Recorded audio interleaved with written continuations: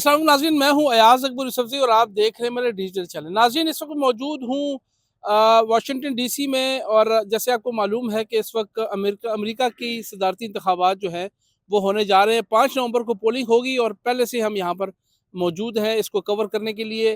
पहली मरतबा मैं भी इस सदारती इंतखाबात को कवर करूँगा। वैसे तो पाकिस्तान में तकरीबन बेतहाशा जनरल और बाई इलेक्शन हमने कवर किए हैं अपने चैनल जियो के लिए मैंने, और ऑब्वियसली उस वक्त मैं सोशल मीडिया पे इतना एक्टिव नहीं था, तो पहली मरतबा सोशल मीडिया जो मेरे व्यूवर्स हैं उनके लिए और अपने जियो के नाज़रीन के लिए पहली मरतबा मैं ये सदारती इंतखाबात जो अमेरिका के हैं, यूएसए के, वो मैं कवर करूँगा। ये दो पार्टीज़ के दरमियान में कांटेदार मुकाबला है। डेमोक्रेटिक है और रिपब्लिकन है।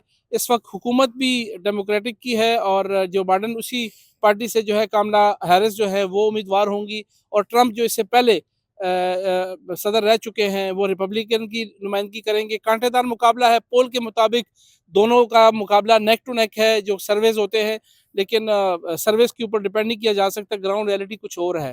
तकरीबन इस वक्त जितने स्टेट्स हैं उसमें 7 ऐसी स्टेट्स हैं जिनका बताया जा रहा है कि जो कि स्विंग स्टेट्स होंगी, जो कि उन 7 में से जिन्होंने ज़्यादा वोट किसी एक पार्टी को दिए तो वही पार्टी जो है वो हुकूमत में आएगी, और व्हाइट हाउस के जो सर का ताज है वो उसी उम्मीदवार के सर सजेगा। इस हवाले से हम यहाँ मौजूद हैं, हम गुफ्तगू भी करते रहेंगे, आपको लम्हा लम्हा जो है वो हम इसकी अपडेट भी देते रहेंगे। इस वक्त मेरे साथ मेरे 2 दोस्त मौजूद हैं। मेरी लेफ़्ट साइड पे जो है एक सीनियर जर्नलिस्ट ज़ुबैर अली ख़ान, जो कि मुख्तलिफ़ टीवी चैनल से वाबस्ता रहे। इनका अपना भी सोशल मीडिया प्लेटफ़ॉर्म है 3 के नाम से, और आप इनको बखूबी जानते हैं। ट्विटर पे बहुत एक्टिव है। मेरे राइट साइड पे मेरे बहुत पुराने दोस्त उस्मान कुरैशी साहब, जो कि पहले पाकिस्तान में थे, अब यहाँ पर अमेरिका में सेटल हो चुके हैं काफ़ी अरसे से। इनकी भी बड़ी गहरी नज़र है, और उस्मान कुरैशी साहब जो हैं एक फॉर्मर जर्नलिस्ट भी रहे हैं बहुत पहले। तो ये दोनों एलिमेंट हैं। एक तो ये यहाँ के लोकल हो गए हैं अब तकरीबन, और दूसरा जर्नलिस्टिक पॉइंट ऑफ व्यू भी इनका अपना है। तो सबसे पहले मैं ज़ुबैर अली ख़ान के पास जाता हूँ कि ज़ुबैर अली ख़ान साहब, ये मुझे पहले बताएँ, जो रिवायती इलेक्शन हमने आपने भी कवर किए, मैंने भी कवर किए, आप यहाँ पर 2-3-4 दिन से मौजूद हैं, न्यूयॉर्क भी रहे, अब डीसी भी आ चुके हैं। क्या फ़र्क नज़र आ रहा है? कोई गहमा-गहमी, कुछ हिलचुल नज़र आ रही है? कोई आपको लग रहा है कि इलेक्शन हो रहे हैं? देखें, जो एक्सपेक्टेशन लोगों की पाकिस्तान में होती हैं, जिस तरीके से पाकिस्तान में जलसे, रैलियाँ और कॉर्नर मीटिंग्स होती हैं, वो तो ठीक है, यहाँ पे रैलीज़ होती हैं, लेकिन वो एक जिस रियासत में जो अमरीकी सदारती उम्मीदवार हैं, वो जाएँगे तो वहाँ पे रैलीज़ हो रही हैं। बाकी यहाँ पर लोगों की अपनी रूटीन की ज़िंदगी उसी तरह चल रही होती है। लोगों ने अपना माइंड जो है वो बनाया हुआ है कि किसको वोट करना है, और अर्ली वोटिंग भी जो है वो तकरीबन शुरू हो चुकी है। जो उस दिन मसरूफ़ होगा उसने अर्ली वोट भी कास्ट कर देना है। लेकिन एक चीज़ इम्पॉर्टेंट ये है कि इस बार जो एक्सपेक्ट किया जा रहा है, जो जितने भी मुबस्सिरीन हैं वो ये कह रहे हैं कि जो वोटर टर्नआउट है वो इस बार माज़ी से ज़्यादा हुँ। दिखे जाने की उम्मीद है। उसकी वजह जो है वो मुख्तलिफ़ वजूहात हैं। एक तो पूरी दुनिया के जो हालात हैं, वो उसके ऊपर नज़र है कि इस इलेक्शन के नताइज क्या निकलते हैं। चूँकि एक तो रूस और यूक्रेन के दरमियान जो जंग छिड़ी हुई है, वो डायरेक्टली इफ़ेक्ट करेगी, उसका बड़ा एक इम्पैक्ट होगा। फिर इसराइल और फ़लस्तीन का जो एक फैक्टर है, जो कॉन्फ्लिक्ट चल रहा है, फिर ईरान का और इसराइल का जो कॉन्फ्लिक्ट चल रहा है, वो भी इस अमरीकी सदारती इंतखाबात को डायरेक्टली अफ़ेक्ट कर रहा है। फिर यहाँ पर इकॉनमी का एक बहुत बड़ा इश्यू है। हुँ। जो इकॉनमी है वो इस इलेक्शन में, इस अमरीकी सदारती इंतखाबात में इकॉनमी एक बहुत बड़ा फैक्टर है। यहाँ पर पिछले कोविड के बाद से एक तो रिसेशन बहुत चल रही है, फिर हुँ। जो इन्फ्लेशन है वो एक बहुत बड़ा फैक्टर है। इमिग्रेंट्स एक बहुत बड़े। इमिग्रेंट्स भी एक बहुत बड़ा इश्यू है, लेकिन जी। इकॉनमी को डायरेक्टली जो है वो हिट कर रहे हैं। दोनों जो अमरीकी सदारती उम्मीदवार हैं वो अपनी अपना एक तरह से मंशूर दे रहे हैं कि वो किस तरीके से इकॉनमी को बेहतर करेंगे, वो किस तरीके से जॉब अपॉर्च्युनिटीज़ को क्रिएट करेंगे। फिर यहाँ पर एक सबसे जो बड़ा इश्यू है ख़वातीन का, जो ख़वातीन के राइट्स का, उसमें राइट टू अबॉर्शन है। तो वो उसको भी लेकर यहाँ पर जो है वो काफ़ी ज़्यादा लोगों के अंदर एक सोच पाई जाती है। तो ये 3-4 फैक्टर हैं जो डिसाइड करेंगे कि इस बार अमरीकी सदारती जो अमरीकी सदर हैं वो कौन मुंतखब होंगे, सही। और डेफ़िनेटली उसका इम्पैक्ट जो है वो ना सिर्फ़ अमरीका में बल्कि पूरी दुनिया के ऊपर, पूरी दुनिया की जो पॉलिटिक्स है, उसका जो लैंडस्केप है, उसको तब्दील करने जा रहा है। सही। पाकिस्तान से रिलेटेड अगर बात की जाए तो पाकिस्तान में जो पाकिस्तानी कम्युनिटी यहाँ पर है वो तो ज़्यादातर यही सोच रही है कि क्योंकि आपको पता है ओवरसीज़ पाकिस्तान में इमरान खान की एक बहुत बड़ी मकबूलियत है जी, और पाकिस्तानी कम्युनिटी की जो है वो सारी कैंपेन ही उसकी गिर्द घूम रही थी कि कैसे पाकिस्तान में पाकिस्तान तहरीक-ए-इंसाफ या इमरान खान के लिए कोई चीज़ तब्दील हो सके। लेकिन मुझे नहीं लगता कि अमेरिका जैसी रियासत जो है इस सारी सूरत-ए-हाल में जहाँ पर दुनिया में इतने बड़े कॉन्फ्लिक्ट्स हों, वो इमरान वो खान को तवज्जो देंगे। पाकिस्तान को तवज्जो दें। तो ठीक है, पाकिस्तान के लिए पॉलिसी कोई ज़्यादा तब्दील होती हुई मुझे तो ठीक है। नज़र नहीं आ रही। उस्मान भाई, ज़ुबैर ने जिस तरीके से एक ज़ायचा-सा खींचा है इलेक्शन के हवाले से, आप यहाँ के लोकल भी हैं, आपने यहाँ पर सिचुएशन को देखा भी है, जो बाइडेन की हुकूमत को भी आपने देख लिया है। आप एज़ अ यहाँ पर एज़ अ यूएस सिटिज़न कह लें या यहाँ की जो लोकल कह लें, आप इस इलेक्शन को क्या वाक़ई इतने इम्पोर्टेंट समझते हैं जिस तरीके से एक बार हवा बना हुआ है कि पता नहीं क्या हो जाएगा? जैसे ज़ुबैर ने कहा कि इसको हम जोड़ देते हैं रशिया-यूक्रेन वार से भी, इसराइल और फ़लस्तीन वार भी और चाइना भी और पता नहीं ब्ला, ब्ला, ब्ला। आप क्या कहते हैं? हमेशा ऐसे ही होता आया है। अगर आप 2016 के इलेक्शंस में चले जाएँ, हुँ, 2020 के इलेक्शंस में चले जाएँ, तो तब भी माहौल ऐसा ही था, इतनी ही एग्रेशन थी, इतनी ही गहमा-गहमी बज़ाहिर नज़र आती है।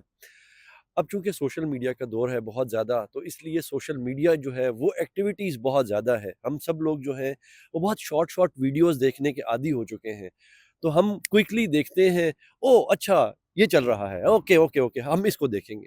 तो ये this is what is making it hot, otherwise it's normal regular. Routine है। जी, यस, सवाल भी नॉर्मल। कैसे इस इलेक्शन का प्रोसेस क्या है? ये कैसे मुंतखब होता है एक सदर जो है? क्योंकि हमारे यहाँ तो एक सदारती निज़ाम नहीं है, वज़ीर-ए-आज़म होता है, नीचे एमएनएज़ उसको वोट देते हैं, वज़ीर आला होता है। तो यहाँ का कैसे एक सदर मुंतखब होगा? अगर थोड़ा-सा डिटेल बता दें व्यूअर्स को।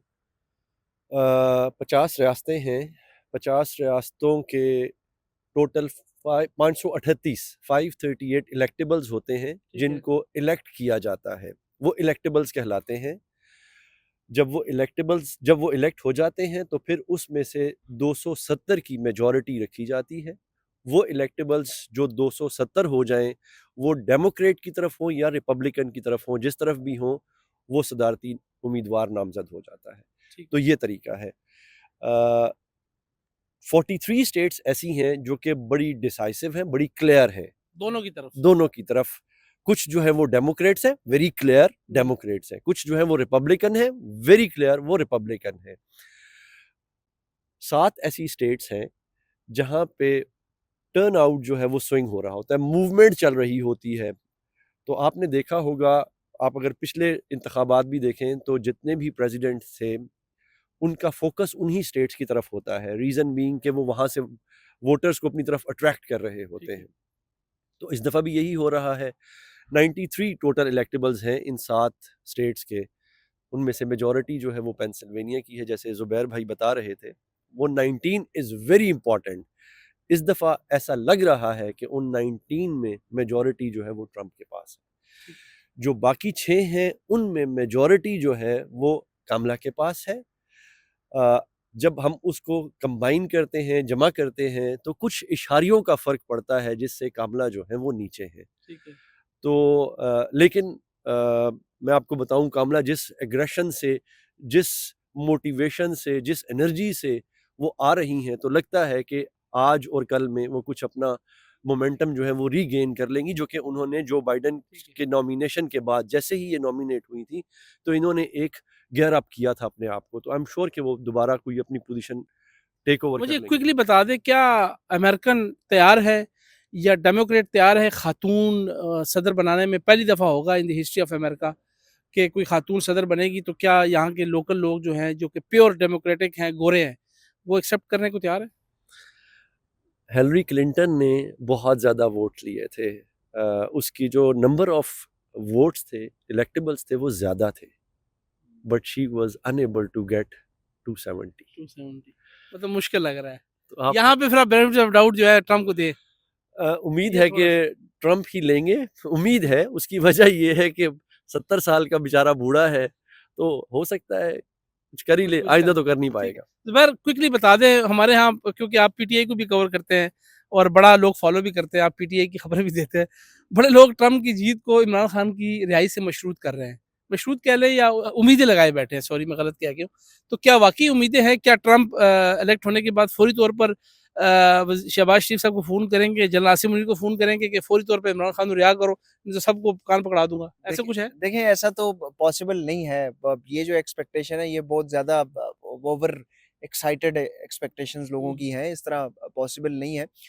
लेकिन जो डेमोक्रेट्स की हमेशा पॉलिसी रही है टुवर्ड्स पाकिस्तान, वो थोड़ी-सी रिलक्टेंट रही हैं, वो उतने अभी ज़्यादा तक देख लेना कि शहबाज शरीफ से मुलाकात नहीं हुई, बाइडेन अपना टर्नर पूरा कर गया है, नहीं, बाइडेन इससे पहले इमरान खान से भी बात उन्होंने भी नहीं लेकिन की। ट्रंप मिला था इमरान खान लेकिन से। ट्रम्प मिले थे। यस, तो मैं वही बात कर रहा हूँ कि जो डेमोक्रेट्स हैं, उनकी पाकिस्तान को लेके पॉलिसीज़ जो इतनी हैं इम्पोर्टेंट नहीं है। वो ज़रा रिजिड सी होती हैं। हुँ, लेकिन रिपब्लिकन जो है वो पाकिस्तान को लेके या इंडिया को भी अक्सर लेके वो बात करते हैं, बात करने के लिए उनके एंगेज दरवाज़े रखते हैं वो। एंगेज रखते हैं। चाहे वो पाकिस्तान का फ़ायदा हो या ना हो, वो एक अलग मैटर है। लेकिन ये अगर आप रिपब्लिकन की हिस्ट्री देख लें, तो वो हिस्ट्री बताती है कि वो पाकिस्तान के साथ एंगेजमेंट रखते हैं। ठीक है, और दूसरी तरफ अगर डेमोक्रेट्स की बात करें, तो उनकी ख्वाहिश होती है कि वहाँ पर एक डिक्टेटर हो जिसके ज़रिए हम बात करें और जिसके ज़रिए हमने जो चीज़ हासिल करनी है, और तो ले उनके करते भी रहे ज़रिए हैं माज़ी में। हमारे माज़ी में वो करते भी रहे हैं। सही है। तो इ इस कॉन्टेक्स्ट में देखते हुए, पाकिस्तान के कॉन्टेक्स्ट में देखते हुए, तो फिर ये इलेक्शन रिपब्लिकन अगर जीतते हैं, तो पाकिस्तान में कहीं न कहीं जाकर किसी 10वें, 12वें, 15वें पॉइंट पे पाकिस्तान कहीं उनके लिए होगा। वैसे तो अमेरिका के लिए इस वक़्त चूँकि उनका इंटरेस्ट नहीं रहा अफ़गानिस्तान में जी, या उस खित्ते में, एक सिर्फ़ चाइना है। मुझे नहीं लगता कि पाकिस्तान के लिए इतनी ज़्यादा इम्पोर्टेंस ठीक है, अमेरिका के लिए है। लेकिन कहीं न कहीं जाकर अगर ठीक है, रिपब्लिकन इक़्तिदार में आते हैं, डोनाल्ड ट्रंप आते हैं, तो फिर कहीं न कहीं जाकर कुछ न कुछ ठीक है। पॉलिसीज़ तब्दील होगी और वो फ़ोन करें या ना करें। अयाज़ भाई एक चीज़ इम्पोर्टेंट है जी। कि वहाँ पर जो कर्ता-धर्ता हैं, वहाँ पर जो पॉलिसीज़ मेकर हैं, हुँ, वो ये ज़रूर सोच रहे हैं कि अगर ट्रंप इक़्तिदार में आए, तो फिर हमें अपनी पॉलिसी तब्दील करना पड़ेगी। ठीक है। उस्मान भाई आप खुद इमिग्रेंट हैं, यहाँ पे सेटल हुए हैं। तो आप क्या समझते हैं एज़ अ इमिग्रेंट किस पार्टी की पॉलिसीज़ जो है वो प्रो इमिग्रेंट है और कौन जो है वो एंटी इग्रीमेंट है इमिग्रेंट है, वो चाहते हैं कि बस ये लोग यहाँ ना आए और आप एज़ अ इमिग्रेंट जो है किस पार्टी को सपोर्ट करेंगे? डेमोक्रेट्स जो हैं वो बेसिकली इमिग्रेंट्स को प्रमोट कर रहे होते हैं और जो रिपब्लिकन हैं वो एंटी इमिग्रेंट्स होते हैं। और जहाँ तक बात ये है कि मेरा वोट किसकी तरफ होगा, तो बहुत छोटा था, वालिदा कहा करती थी कि ये नहीं बताया करते। यहाँ पाकिस्तानी सोच आ गई है ना? तो देखिए, वो जो बेस है वो तो पाकिस्तानी है। ठीक है। बहरहाल हम समझते हैं कि हम लोग जो है वो डेमोक्रेट्स को ही की तरफ टिल्ट है हमारा। ठीक है जी। बहुत शुक्रिया ज़ुबैर अली खान साहब, बहुत शुक्रिया उस्मान भाई आपका भी। इस वक़्त मौजूद हूँ मेरे अक़ब में, आप देख लें कैपिटल हिल की बिल्डिंग है। इसी कैपिटल हिल पर पिछली दफ़ा चढ़ाई की गई थी जब ट्रंप इलेक्शन हार गए थे। ज़ुबैर अली खान साहब का कहना है कि एक्सपेक्ट ये किया जा रहा है कि कोई ऐसा फिर एक दफ़ा एक ऐसा इंसिडेंट हो सकता है, ख़दशा ज़ाहिर किया जाए अगर ट्रंप जो है हारते हैं, क्योंकि इस वक़्त जो हालात हैं, जो ट्रंप की तकारीर हमने देखी है और जिस एग्रेशन से वो इस वक़्त इलेक्शन के मैदान में आए हैं, तो वो ये समझते हैं, वो क्लेम करते हैं कि वो इलेक्शन जीत चुके हैं। आज भी मैं कहीं पे उनका एक स्टेटमेंट पढ़ रहा था और उन्होंने बड़ा वसूख से कहा कि इलेक्शन में जीत चुका हूँ और कामला हैरिस भी उनको ये कह रही थी कि वक़्त से पहले जो है ये कॉन्फिडेंट हो रहे हैं। बहरहाल बेनिफिट ऑफ द डाउट कह लें, एडवांटेज कह लें, वो ट्रंप को ज़रूर हासिल है, क्योंकि डेमोक्रेटिक पार्टी के अंदर एक सोच मौजूद है अंदर भी, कि वो नहीं चाहते कि खातून जो है वो इस मुल्क की सदर बने। शायद जैसे कि हमारे यहाँ डिस्क्रिमिनेशन का लफ्ज़ इस्तेमाल किया जाता है या हम कहते हैं हम तंग नज़र हैं, हम नहीं चाहते, लेकिन हमने तो साबित किया, हमने खातून वज़ीर आज़म भी बनाई और खातून वज़ीर आला भी बनाई in the history of world, दुनिया की।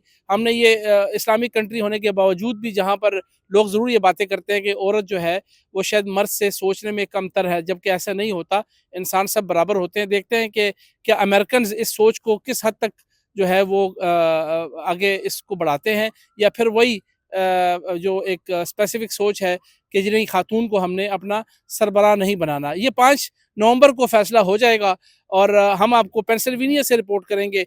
जैसे कि उस्मान कुरैशी साहब ने कहा कि वो पेंसिल्वेनिया जहाँ का स्विंग वोट बड़ा इंपॉर्टेंट है, हम चाहते हैं वहाँ से बैठ के हम ये तमाम चीज़ें आपको दिखाएं कि कितना इम्पैक्ट है इस इलेक्शन का और कितना जो है इस स्विंग वोट का बेनिफिट किसको जाता है।